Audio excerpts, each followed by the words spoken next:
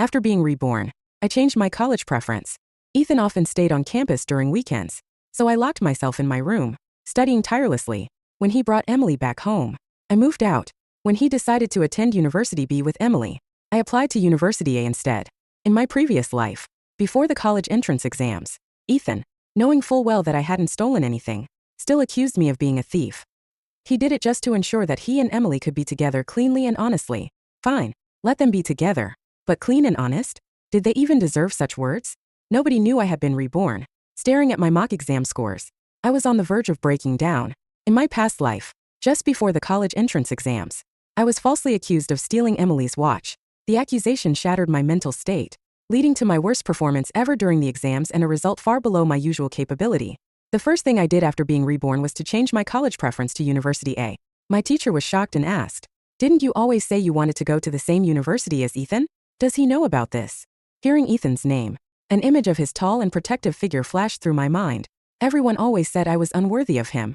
His family was wealthy, he was good-looking, and he was a model student in the eyes of the teachers. Meanwhile, I was just the daughter of his father's old comrade in arms, someone his family had supported out of loyalty.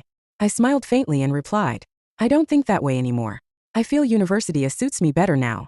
In my previous life, my mock exam scores consistently surpassed University A's cutoff. But to follow Ethan, I foolishly changed my preference to University B. My sudden decision surprised my teacher, who patted my shoulder approvingly. In that past life, Ethan and Emily orchestrated the accusation against me, claiming I had stolen Emily's watch. Emily had pulled me aside in front of everyone, her face streaked with tears, demanding justice. "Claire, I know my family isn't wealthy, and you look down on me, but this watch was a gift from Ethan. I've been so careful with it. Please, I'm begging you, just return it to me," she said, her voice trembling. Her sobbing grew louder as she collapsed into Ethan's arms. Ethan glared at me and said, "Claire, when you were bullying Emily, did you ever think about your own background? Being poor isn't wrong, but letting poverty breed evil intentions is. Hand over the watch now, and we'll forget this ever happened." The crowd looked at me with disdain, mocking and enjoying the drama. I smiled bitterly.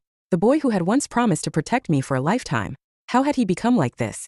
My chest felt as if a boulder were crushing it. My heart ached deeply. I hadn't stolen the watch, so how could I return it? They had no concrete evidence against me, so they couldn't do much at that moment.